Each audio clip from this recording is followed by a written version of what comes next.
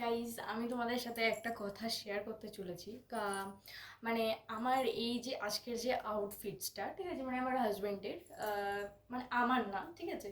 তো আমার থেকে যে বড় বা আমার থেকে এত আহ, একটু মোটা ফোটা, মানে আমার থেকে মোটা, ঠিক আছে। তো আমি তো একদমই সরু পাতলা, তোমরা তো জানোই। তো যাই হোক, আমি এই ড্রেসটা মানে আমার ম্যাচ করতে গিয়ে তোমরা জাস্ট দেখো আমি কি করেছি।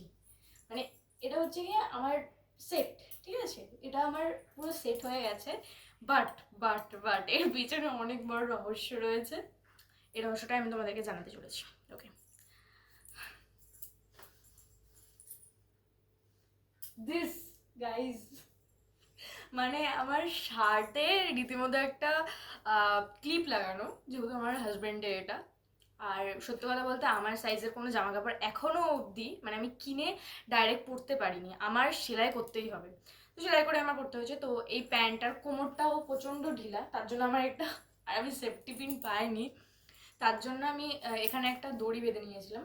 তো যাই হোক, একটা লুকের পিছনে অনেক কিছু খরচা করতে হয়, তোমরা তো জানোই। আর যাই হোক, এইটুকুই। টাটা।